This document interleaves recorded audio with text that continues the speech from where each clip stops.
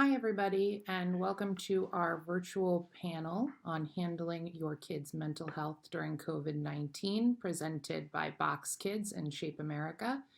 My name is Jess Garbarino. I run marketing and communications for BOKS Kids, and I will be your moderator today.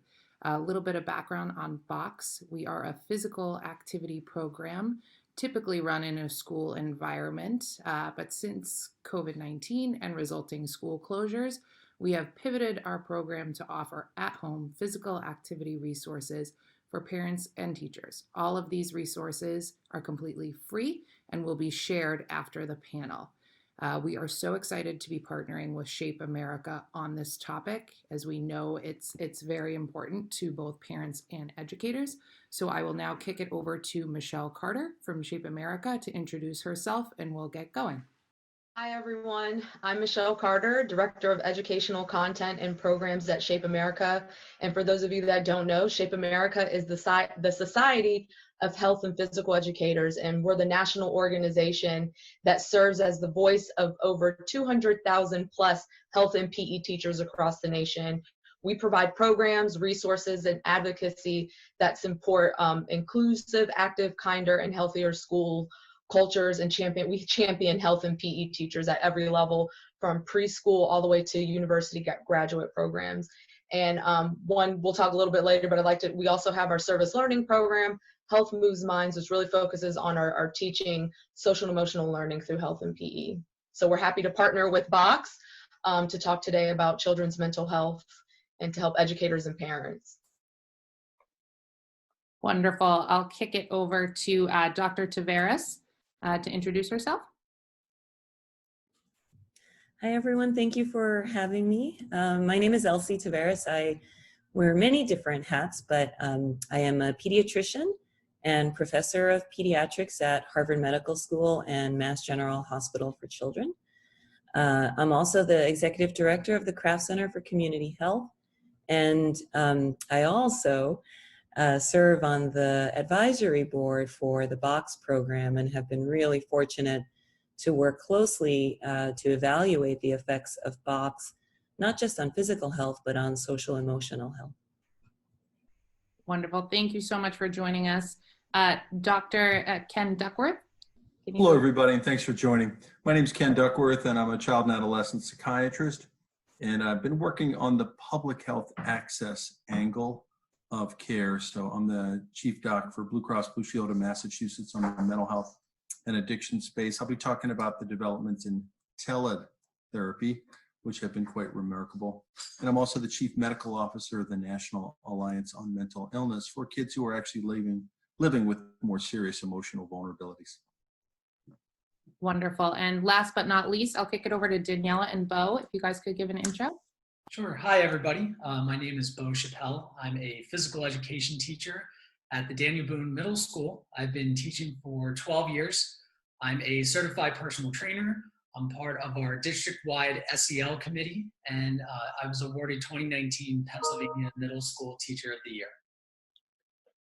Hello, everyone. I'm Daniela Land. Alongside this fella, we co-founded We Integrated, Wellness Education Integrated, co-authored the book All in the Mindset of Fitness. I work in educational consulting specific to SEL and really like to focus on the inner world of SEL, self-awareness, self-regulation. I'm also a certified yoga instructor and have experience working with prison inmates on ways to foster emotional intelligence and conflict resolution strategies. Wonderful. Thank you all for joining us. Quick housekeeping item before we get started. We do want to open this up to questions for the group at the end of the questions we've pulled together. So if you would like to add a question, please use the Q&A button you find at the bottom of your Zoom screen. And we have a couple members of our team fielding those. So if you have a specific person you want to direct it to, just include it in that question. All right, so we will get started. How would each of you describe in a few sentences how COVID-19 and resulting school closures have impacted our kids' mental health? Just quick snippet from all of your different experiences and perspectives. We'll go reverse order. So Daniela and Beau, if you want to kick it off and just give us a couple sentences on what you're seeing, that would be great. Sure. I think that the kids are scared and lonely right now. And the reason I say that is they don't have the structure and the routine that schools provide. So I'm seeing more of that with my students. I would add to that, I agree, anxious, lonely, unsure. And I think it's also important that we recognize varied, just to recognize each home situation is different. There are a lot of individual factors at play, what coping strategies, self-regulation tools are in their toolkit. And if we take that perspective, it helps us acknowledge, rather than assume how the child feels, let's kind of help them to identify how they feel. Wonderful. And Dr. Duckworth? Yeah, I'd like to say I agree with everything that Daniela and Beau said. And I want to emphasize, this is all of our first pandemics. And I view this as a continuing learning experience. So, it's great to talk to mental health experts, but it's very important to stay in communication with each other because we're all learning as we're going. There have never been a course in pandemic mental health that I have taken, and I have taken a lot of courses in a career. So I just want to emphasize the community teaching each other component of this, I think, is critical, both for educators and for people who are doing the work of exercise, physical exercise, which is a great down regulator for anxiety. That's a great point. Dr. Taveras? I would just echo what others have said. I think grief is another word that I would add in the way that the pandemic is affecting children. Grief in many ways.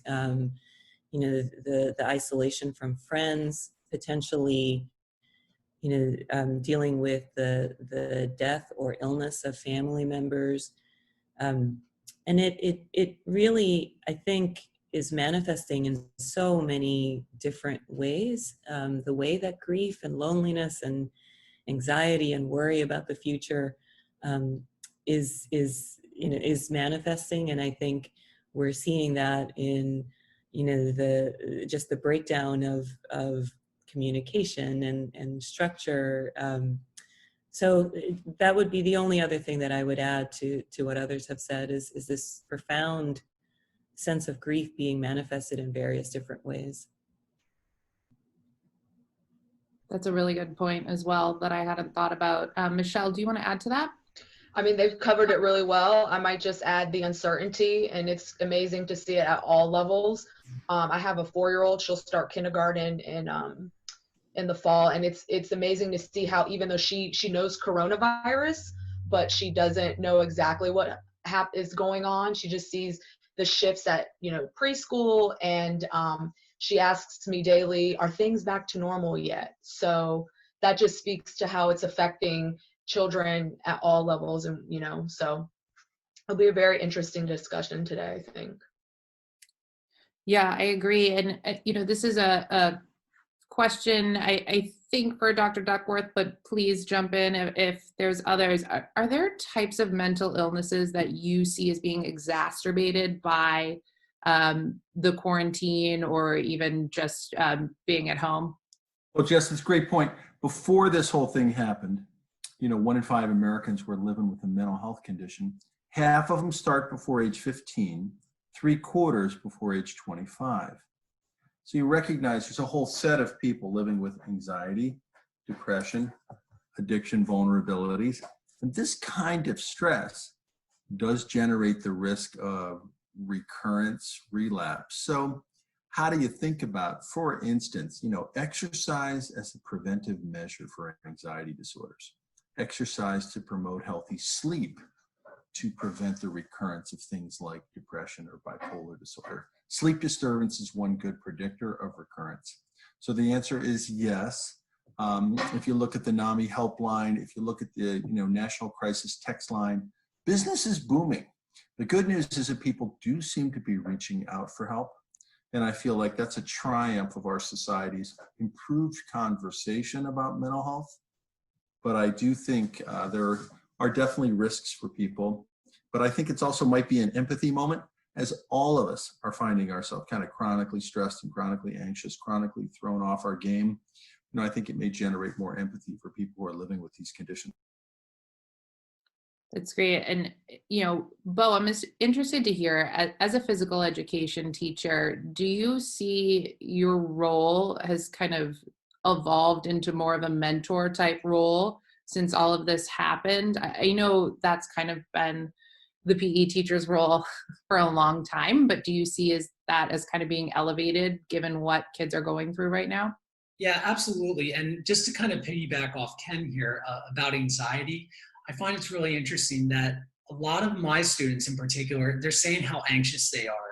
But what I find fascinating, they're having a hard time describing those emotions. And there's a book that I recommend for everyone out there called Permission to Feel. It's by Mark Brackett, and he's works on Kaizel's board of directors. But he basically talks about processing and handling emotions, and he uses the acronym RULER: R for recognize, U for understand, L for label, E for express, and R for regulate. And the challenge with our youth, I think, is they're having a hard time even doing that first one and have issues with it, with recognizing. To give you a quick example, for maybe parents that have children, or for us health and phys ed teachers, how many times do we go to kids, how are you feeling, or how are you? And they go, oh, I'm fine, or I'm okay. And it's such a cliche answer, but when we dig a little deeper, we can find out what the root of the problem is. Maybe, well, I'm actually mad, and I'm mad because I'm frustrated. And well, now that I think about it, I'm actually really frustrated because I can't speak or see my friends at this time. And what's also really cool, I found this study a few years ago from the University of Rochester, and it had dealt with teens and their emotions. And it said when teens could describe emotions in nuanced ways, it actually curbed against depression.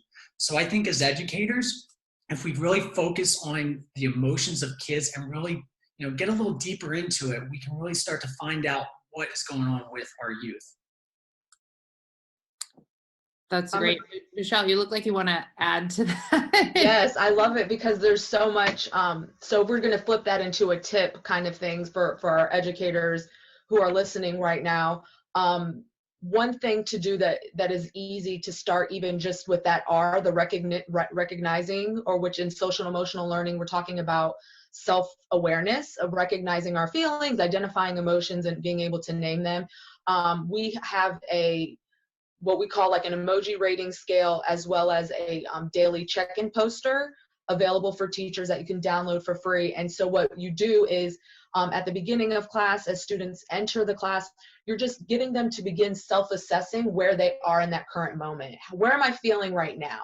They don't have to share it out with anybody unless they're comfortable, because you want to create this culture of trust before we getting into feelings and things like that. And then again, when they leave the PE class, having them do that again. And so speaking to what Dr. Duckworth said, it's beginning them to think about how they felt when they come in, so recognizing emotions, and then when they leave again, well, if my mood changed, what did I do during this time that might have helped me change my mood? Was it because of physical activity? And then you get into the physical activity as a way, a healthy strategy for maybe when you're feeling, frustrated or something like that. So I say that to share we have resources that can help with that. And it's something simple like that you can implement into a class routine. So when we're thinking ahead of next year in the fall. And that also brings up a good point. Both of our organizations, as well as the panelists, will be sharing a lot of these resources as a follow-up to this panel. So you will receive an email with links that you can download. Any of the things that got brought up today, we'll make sure that we cover in that email. So I see some questions coming in on the feeling chart that you're talking about, Michelle, et cetera, and we'll make sure that those types of resources are shared.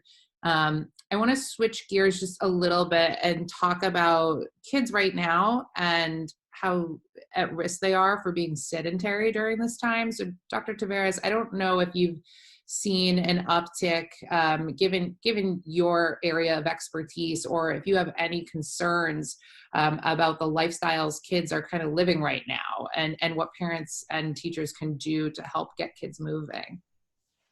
So it's a good question, right? Because I see in the comments that there are pros and cons to the distancing. I've been trying to say, call it more physical distancing than social distancing, because there are differences.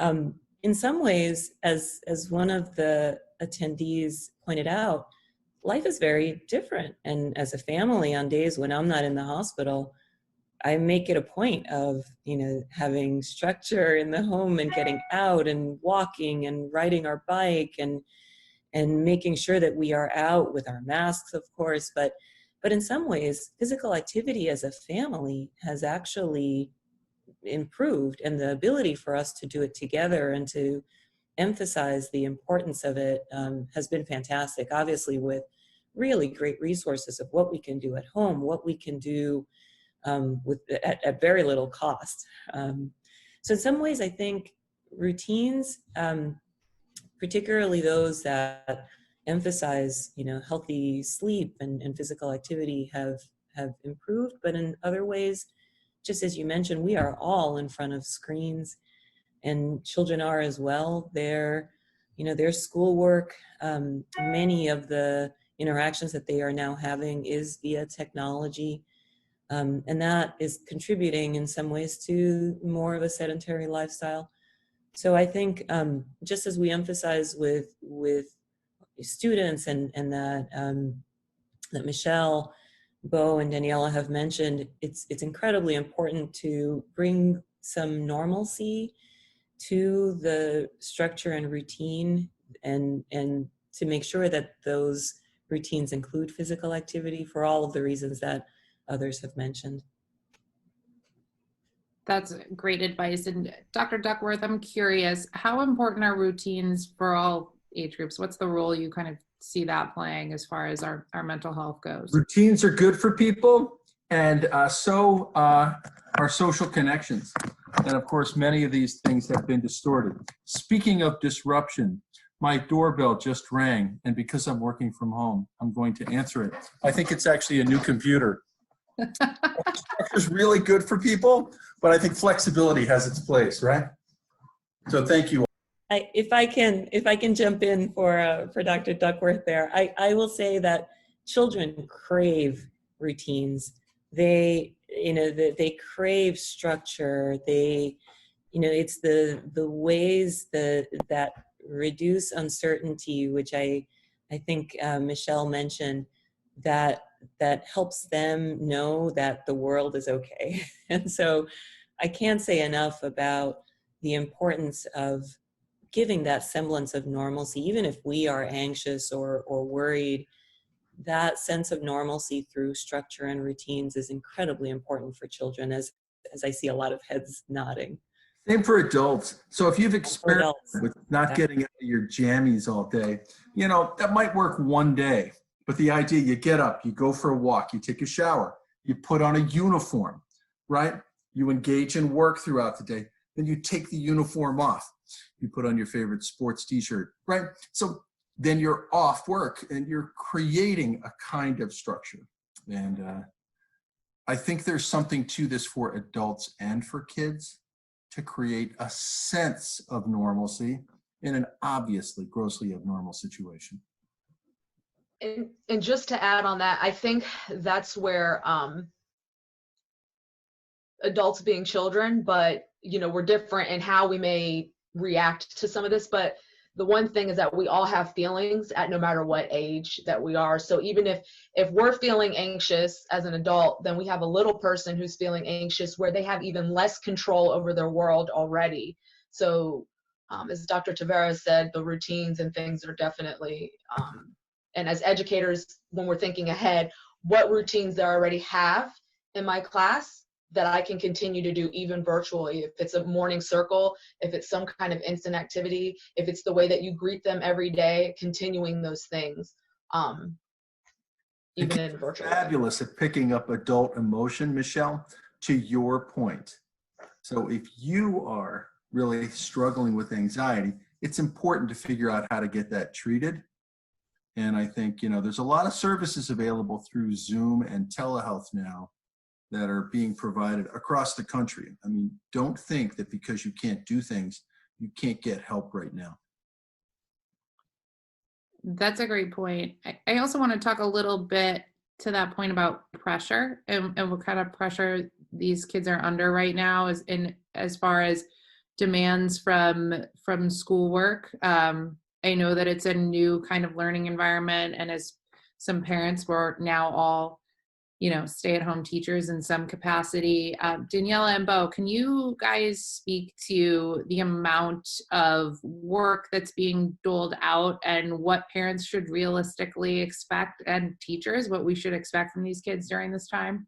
Sure, and I think this can apply not only for the students, but also for teachers as well. It's having those healthy boundaries and setting that time to disconnect. From my personal experience, I noticed when COVID-19 first happened and I was working remotely, I had longer days than when I was in the classroom. So I think it's really important that we set that time for both teachers and the students to say, okay, you know what, I had enough. Or to the flip side, I had a girl that actually reached out to me via Schoology. That's the platform we use. And she said, I just don't know what to do. I feel like I can't stay motivated. So what I tried to tell her is, hey, why don't you try to chunk it into like 20 minutes of 20 minutes, I'm really going to focus on this one class, take a little bit of a break for yourself, and then come back and maybe another 20 minutes later, try to focus on another class. So like I said, I think healthy boundaries is one of the biggest things that we can do going forward. And just to add on that too, from a teacher point of view, changing and pivoting so quickly to online has been a challenge. And a lot of teachers, if you have a watch or a phone, you're getting updates as soon as your students upload an assignment. And that can be at 3 a.m. or 11 o'clock at night. So I think in addition to what Beau was mentioning about healthy boundaries, turning that off for yourself so that it's not constantly taking up all of your mental bandwidth is important. And also recognizing, and this is something we touched on briefly a little earlier, and Michelle, you can probably speak to this, that there are going to be different home situations that we have. You're nodding your head. I feel like I should just let you talk more about it. Different home situations we need to be cognizant of regarding access to technology. Are parents able to be around to help support their children in having a structure? There's all sorts of variables at play. And I feel like, generally speaking, schools have been understudied with that and have made a tremendous effort to provide resources. But look, it's far from perfect, right? We're doing the best we can. Michelle, do you want to add to that? I know you kind of had touched on that earlier. No, I think Daniela, she said it perfectly. Just, thinking ahead again, I'm trying to get us to, where it can apply about with thinking for next year. It's just that we have to remember about that equity piece, which Daniela is speaking to around, sometimes, there may be one computer in the home and mom and dad are also being asked to work from home. And so their access to things is different. And then we have the flip side of that too, where, it may not be like that, but we just need to be cognizant of the kinds of activities we're going to do, and what we're asking them to do while they're at home. So yeah, that's all. Just to kind of ladder off of that, I know we have a good amount of educators who have joined us, and I think a big question right now is measurement of performance and how intensely we should be looking at that. And I'll put this out to the group. Does anybody have a strong opinion either way on whether or not we should be measuring these kids during this times? I know traditional testing has been canceled, but as far as grading and reporting and things like that, do you have any advice as to how we should go back into this year when it comes to performance measurement? Sure, I can give you my perspective on it. I think it's a difficult question to answer. And the reason I say that is every school and community might be doing something a little bit different right now. Some schools might be doing pass-fail, while others might do some form of modified grading. But what I think we need to do right now, since the school year is winding down, is kind of take a pause. And the reason I say that is to get ready for next year. Now, with that being said, I think that we can measure performance that can be done both virtually and in the classroom. That way we can pivot at any given point if we need to switch from one to the other. And to just kind of give you an idea of what that could look like, you could do things like individualized activities, something like cardiovascular running.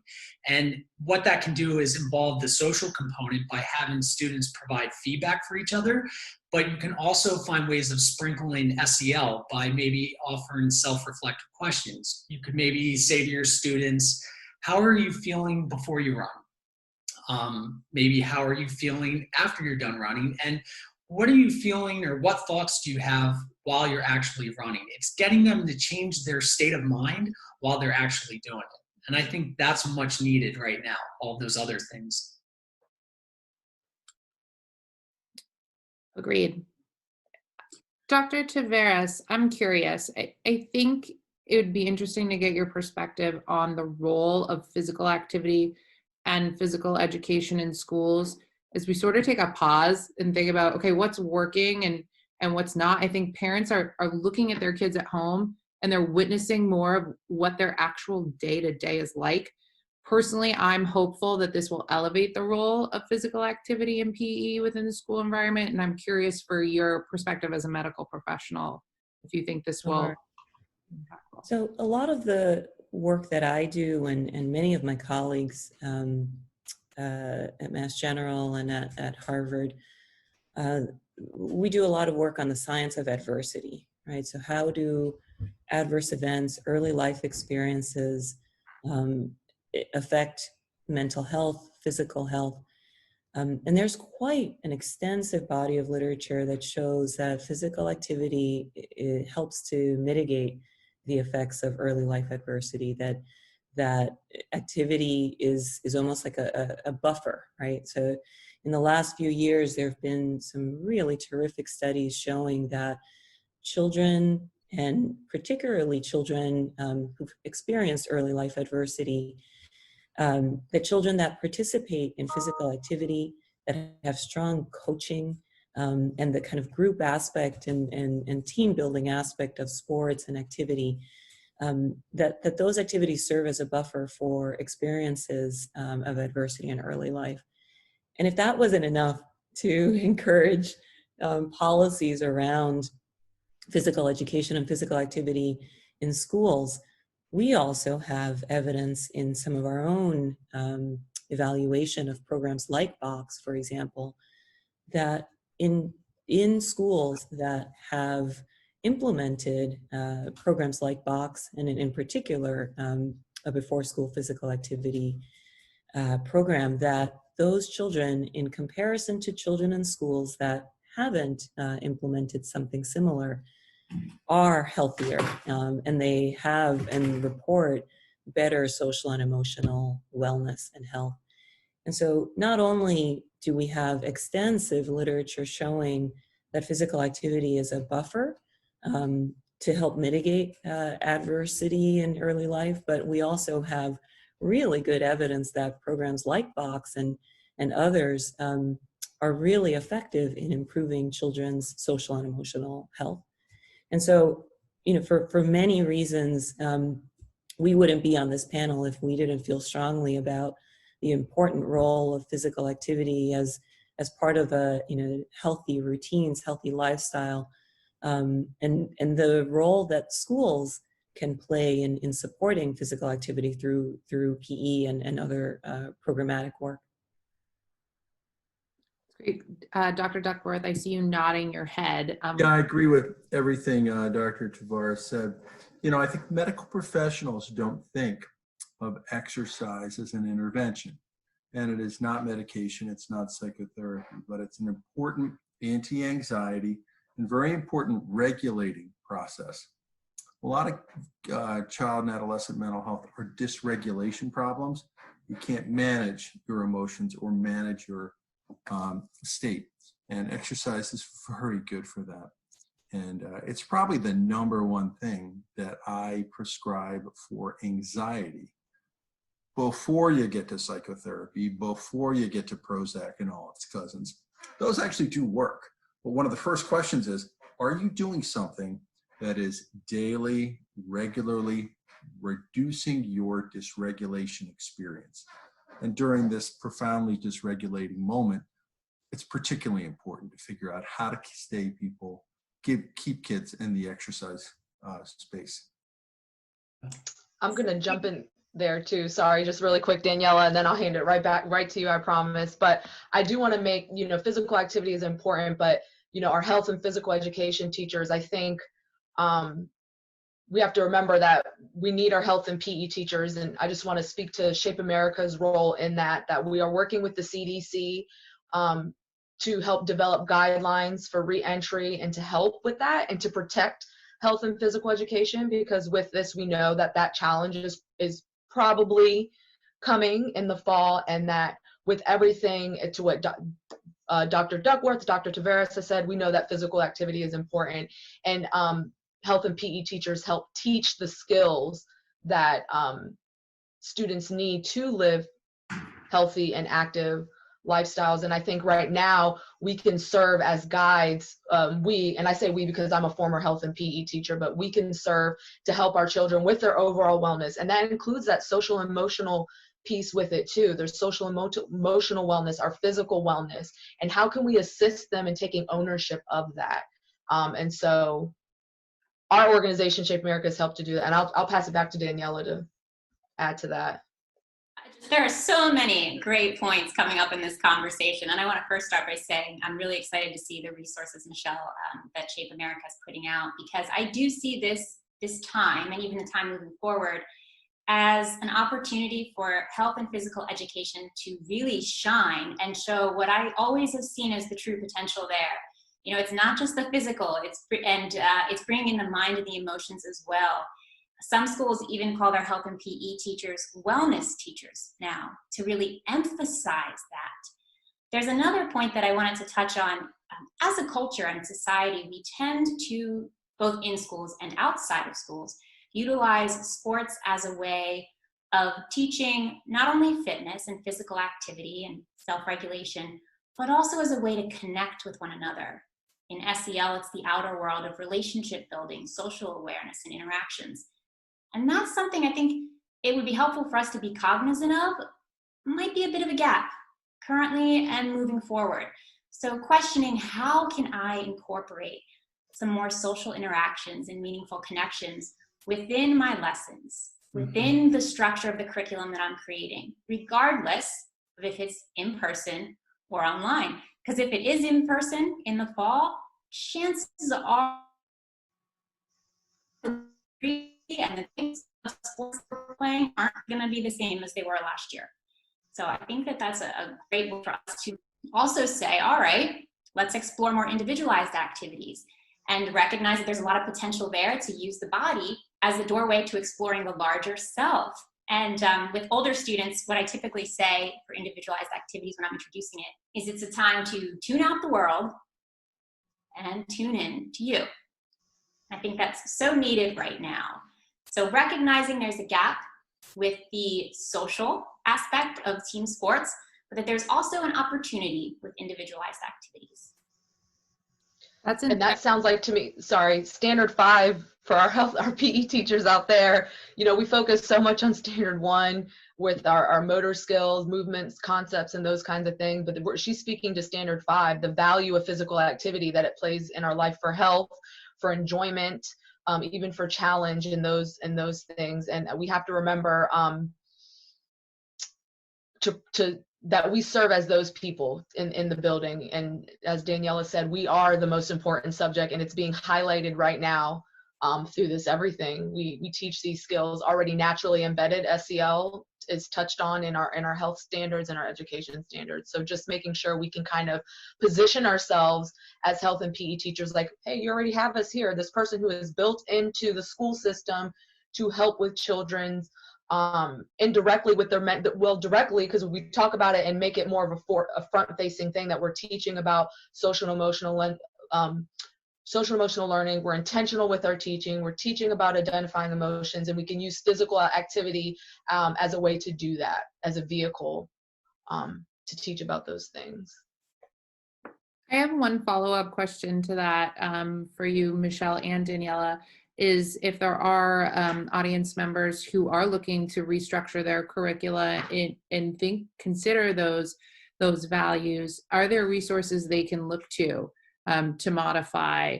I know that Shape America has a number of them, but are there other communities or groups or other Well, resources? we have an SEL crosswalk. So what I first say to do is like look at this crosswalk, and you can see where our national PE standards naturally align with the SEL core competencies. And so there's probably a lot of things that you're already doing in your classes that may naturally fit within our SEL core competencies. But where I speak to that intention, now you just need to kind of be intentional, let you know we're working on our self-awareness, we're working on self-management, and kind of put it a little bit more out there for students to recognize that that's what they're doing when we're doing these certain activities. I'm a big on the why, explaining why this is important that we're doing this. Why are we identifying our emotions? Well, when we identify our emotions, we learn more about ourselves, and that can help us make healthier choices. And the self-regulation piece, or we start learning, we're giving students strategies and tools. Well, if I know that I'm more moody when I'm hungry, then what I can do is I need to come prepared with a healthy snack or water with me, so that, being preventative and being proactive in that approach. So we have resources like that. We have our Health Moves Minds program, which has a ton of PE-based, standards-based lessons, our health ed skills-based lessons that speak to teaching social emotional learning within our settings. And it's not, they're traditional activities that you may have done before, like parachute and things like that, but putting that like social emotional learning spin on it. And we'll share those at the end so that we can give you links and all of that. Great. And for the at-home environment, Dr. Duckworth and Dr. Taveras, we've gotten some specific questions on recognizing signs that our kids are struggling at home and what those signs are, and especially in that teenage environment, when is it just normal being a teenager, and when is somebody maybe showing signs of struggling? So I defer that question to you guys, and then Daniela, Beau, and Michelle, the same for the classroom environment when we do go back. So, first the at-home environment, I turn it over to you, Dr. Duckworth, first to talk about signs, and then Dr. Taveras, if you could chime in. Yeah, I think it's hard to make generalizations, but the broad strokes are functioning, safety, and duration of symptoms. So everybody's felt terrible for a day. By exercising or going, out for a walk or engaging in a game, you change your state. So that's the duration piece. If your state is problematic, depressed, sad, upset, teenagers are less likely to articulate the words, I am sad. They're more likely to show you. They're more likely to be irritable. But you have to frame this through the fact that most of us are a little more irritable, and most of us are a little more upset. So, you got to give a wide berth. Functioning, if they're not able to complete their schoolwork, if they're not able to regulate their schedule, right? So if they're, staying up till 4 or 5 in the morning, 3 or 4 in the morning, that's problematic. Pediatricians are actually quite good. Pediatricians came to realize that half their work is mental health. And I'm sure Dr. Taveras can develop this some more. But anytime there's a safety concern, self-harm, anything like that, that's very problematic. Dr. Taveras, do you want to add to my commentary? I think that's incredibly well said. The other thing that I will just add to that is that, we're seeing quite a bit of fear in people and families coming in, particularly for non-emergent or otherwise, routine care, and for non-routine care. Any concerns like those that have been mentioned by Dr. Duckworth, I'm worried actually that people are foregoing care and seeking out support because of the concerns of coming into a medical setting and potential exposure. And so the only thing that I would add is pediatricians and clinicians are open and are ready to hear your concerns, are ready to listen and hear out what are some of the new symptoms that you all and the parents or the teachers are picking up in their interactions. And so I just want to add to not be afraid to reach out to your clinicians if you are noticing any new symptoms, and to, I just prior to this call was on a 1-hour phone call about all of the phases that we as clinics and the clinics across Mass General, all of the things that we are going to put into place to ensure the safety of our patients and our clinicians. And I would just strongly urge parents that if they are noticing some of the symptoms that were mentioned, that they reach out to their clinicians. Same thing for parents. If you have poorly managed diabetes, this would be a good time to call your primary care doc and problem solve. Should I come in? Is the risk-benefit assessment of infection versus neglective care worthwhile? So skipping an annual physical, well, that's fine in most cases. But the idea that, if you have an actual medical problem for adults or kids, don't ignore asthma in children. Attention deficit disorder isn't going to be better by this stress. So don't defer care out of a misapplied sense of safety. Call the pediatrician, call the primary care doctor, problem solve. How do you rate this risk versus the potential benefit? And don't just avoid care. Emergency rooms are really quiet now. And that is unsettling in terms of the long-term impact on people's health. And Dr. Duckworth, can you talk a little bit more about telehealth and the options, just because I think a lot of our attendees probably don't realize they don't have to go in if they have anxiety about that? Virtually every therapist in America is doing all their work through Zoom calls now. So a lot of regulations happened to make it easy for them to do so. You can use any device, including Zoom calls, FaceTime. That wasn't true before. You had to use a HIPAA compliant, privacy sensitive server. That's not true now. In Massachusetts and almost all across the country, all the copays are waived for telehealth. The providers are getting paid the same instead of at a discount for doing telehealth. And what we've seen, all my friends who are clinicians are working at 100%, 20% of capacity. Demand is high, and they are working. And most of them think this is actually a lot better than they thought. And the people getting help find it's convenient. If you have 3 kids and you're problem solving with one of them, instead of taking 3 hours out of your day and getting into an office, you can do the same session in 45 minutes. Clinicians also report that the no-show rate is close to 0, and everybody shows up on time for their Zoom calls. So it's just interesting, right? Like, is this going to change the way we deliver care going forward? I think to some extent it will. That's great. And then just to switch back to the original question about signs, Daniela, Beau, Michelle, as far as the classroom, whether it be virtual or in-person environment, are there specific things that you look for in students that may be a red flag?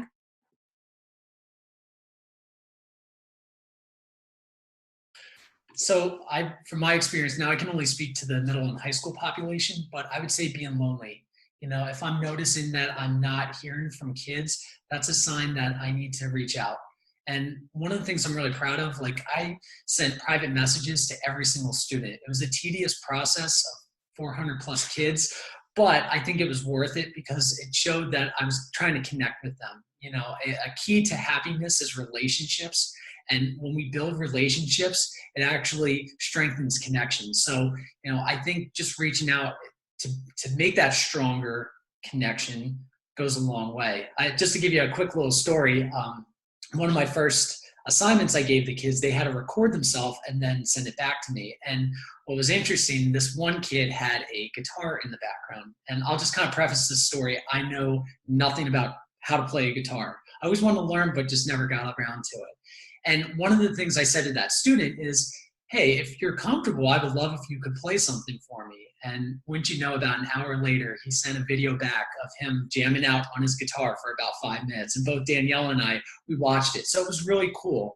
And I think that's one of the key things that we can do going forward if we're remote, that we can build those connections with these kids. Danielle, you want to add something? Well, I was just going to say that's really true for right now. I think a challenge for educators is before, when you're in person and you see how they're dressing, their demeanor, how they're interacting, you get a lot more insights. And we were really the ones on the front lines, being able to report back to families and administration what was going on. But it's a little different now. So the signs that we're looking for now are that, are they being engaged? Are they distant? Are they not showing up? And really trying to make a connection so you can have more insight is really important and meaningful.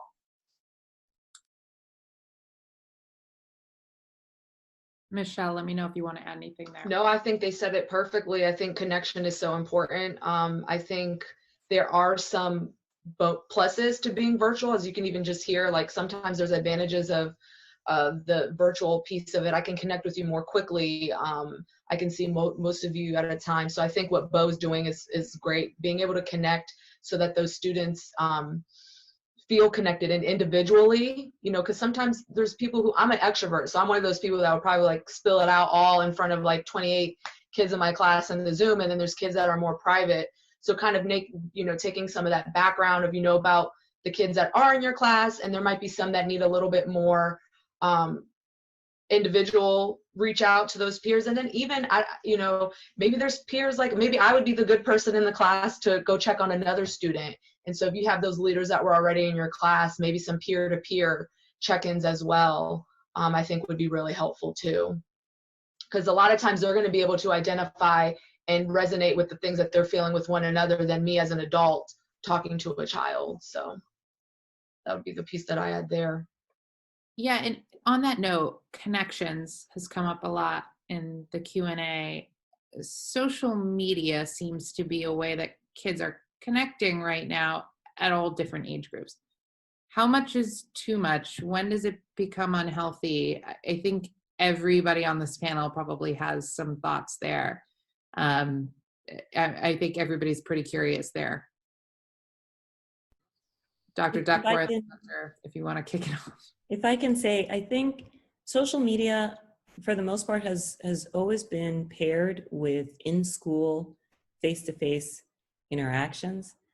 When we take away those in-person, face-to-face interactions and only rely on connections to be made by social media, we are seeing sometimes unrealistic portrayals of what life is like for some children. And I really worry that we are creating children who are forgetting how to socialize. And so I'm really interested in seeing, now that we are preparing for the fall and the schools are preparing for modifications to the curriculum, even virtually, how we might bring back that ability to socialize for children. How do we create these small group sessions where children can speak to each other and get past their social awkwardness? But it's concerning. I do worry that now the imbalance of reality and what is being put up on social media has its risks. It obviously helps with those connections in the void, to fill the void, but I do have concerns moving forward that it has to be more than just the social media that children can look to for those important connections. I don't think there's been a lot of good research on this. As with marijuana legalization, we just got everybody to do this, and there was no thoughtful assessment of the impact on mental health. I think it's just complicated. I do think media in general, this is for parents and educators, the less media you consume after 3 to 4 or 5 o'clock in the day, the better off you'll be in terms of your own sleep regulation, back to exercise, back to the physical educators, encourage you to take care of your body. And social media, I don't have social media. Like, I don't participate in any of it. Am I missing something? I'm probably missing adorable baby pictures of nieces, and I probably am. And I have looked at other people's in my life to see adorable baby pictures. But I think for the most part, I had a student at the BU School of Public Health explain to me that it was so terrible for her self-esteem to see all these other people highlighting their amazing lives and never their particularly vulnerable or crummy lives. And she said, again, this was the first time I heard this about 7 years ago. And she said, I've just stopped all of it because it's not good for me, because I compare myself to other people, and social media has a dimension of comparison, which, as you know, comparison is the thief of joy. So I think it's complicated. I wish we had spent more time evaluating it before every child got unlimited access to this, but this is the way we do things in a democracy. We get things out, and then we try to make sense of what that thing did. And I do think you have to recognize that there's a correlation, not a causation, with the increase in adolescent suicide with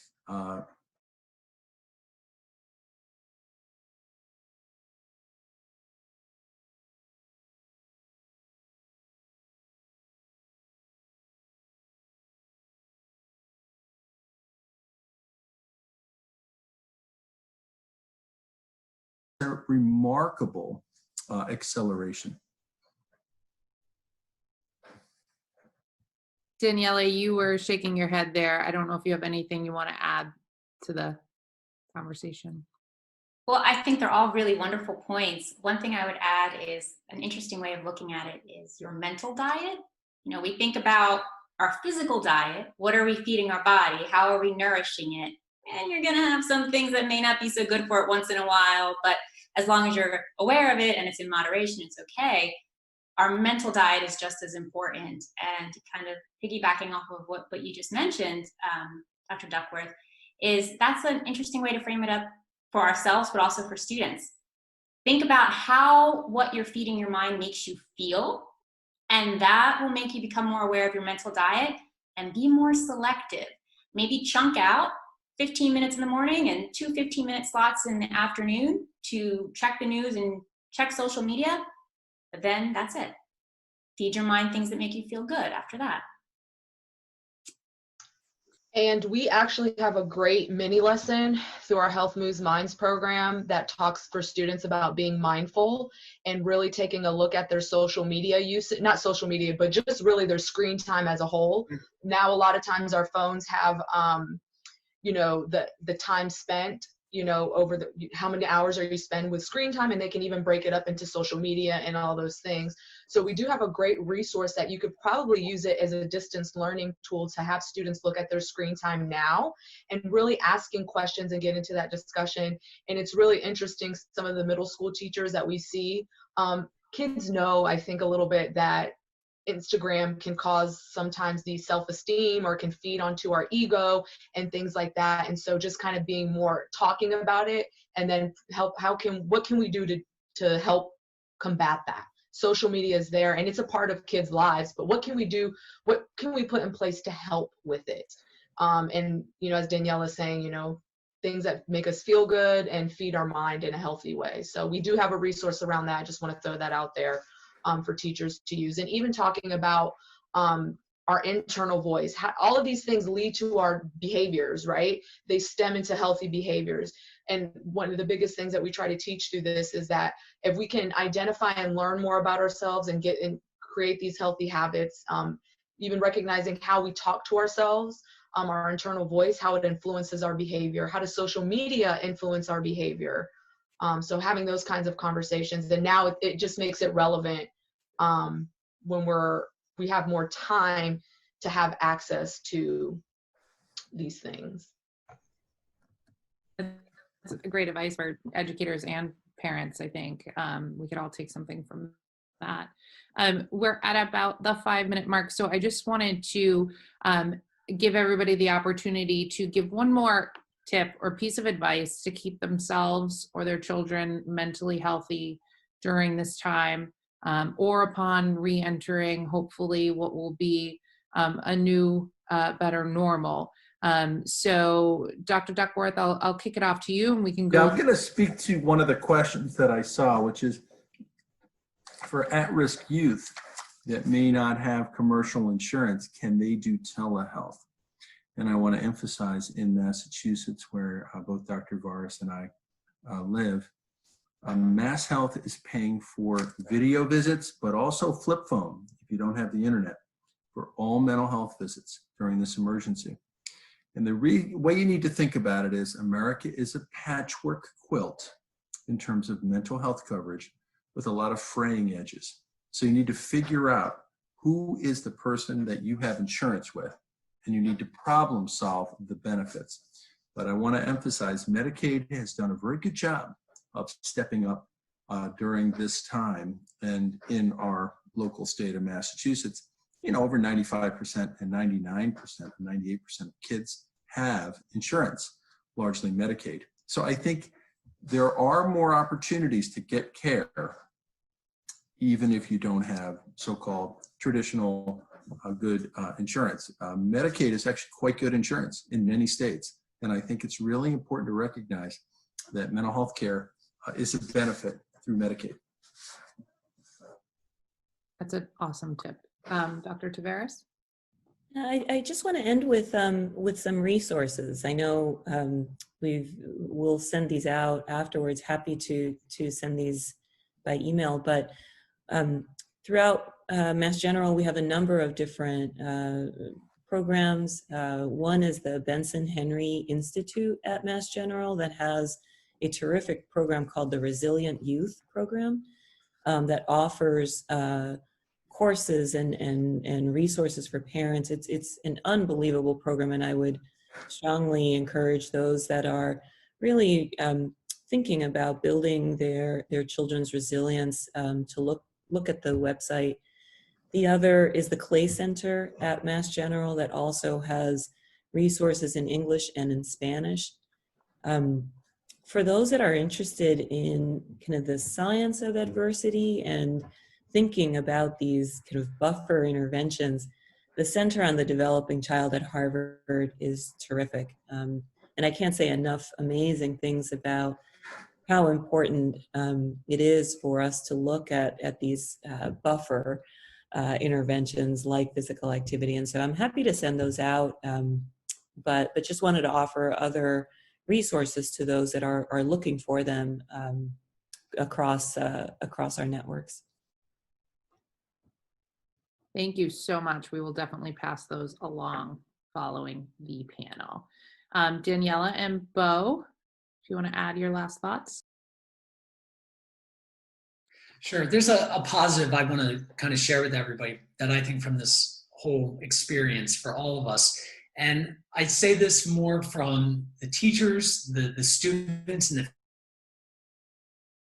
I'm seeing the resiliency that we're all through this together and how we're able to bounce back. And what's really interesting from the lens of a health and PE perspective, I'm seeing all of us come together in new ways that I haven't seen before. And it's really cool to see that connection with everybody and that we're all here to kind of help each other. So it's definitely encouraging, and it gets me excited for the state of education, in particular health and phys ed going forward. I would say be prepared as we move forward to, they're most likely, we all kind of know this, are going to be more children that have anxiety and trauma coming into this next school year. So maybe start to plan and be proactive about ways we can explicitly bring in SEL and the ACEs right out of the gates to really talk to students about that, talk to your fellow teachers about it, and proactively communicate that plan out to your communities so that parents can begin preparing their children so that we're as aligned as possible. That's a great point. Michelle, I'll let you round it out here. Sure. Great segue, Daniela, because that is exactly some of the things that I was going to suggest. If anything you do over the summer for educators, if you could start learning tips and how you can start incorporating trauma informed practices into your teaching and be prepared for that. Also, if you're thinking ahead about how can you protect your position, how do we protect health and physical education, position yourself as this, how I am equipped to be the SEL expert in my building and provide health and physical education, and that is your role to help assist in guidance counselors and align with some of these other things. We're talking about school-wide overall wellness, and the health and physical education teacher is the perfect person already in the school building to do that. And so our SEL Crosswalk can help you advocate for that, because it'll directly show the alignment between our PE standards and the things that you're already doing with SEL, and we're going to be releasing a health education version of that. So those are the kinds of things that I would start thinking about as we enter into summer to prepare you for the fall. Trauma-informed practices, what can I incorporate into my routines and put into my curriculum with students to think about that? And then how can I protect and position myself as a social and emotional learning, health and physical education teacher with this overall wellness and school-wide wellness piece in mind? Wonderful. I think that is a great note to end this on. I appreciate all of your time. You are such a wonderful group of panelists. I knew we were going to run over because I knew people were going to have so many questions for you all. Thank you to the audience for being such active participants. I know we did not get to all of your questions, so if we can connect you after the panel, we will do so. Look for our email with all the resources that were discussed, and as always, you can always reach out to us at Shape America or boxkids.org. So thank you all so much, and Thank you. look forward to doing this again. Thank you.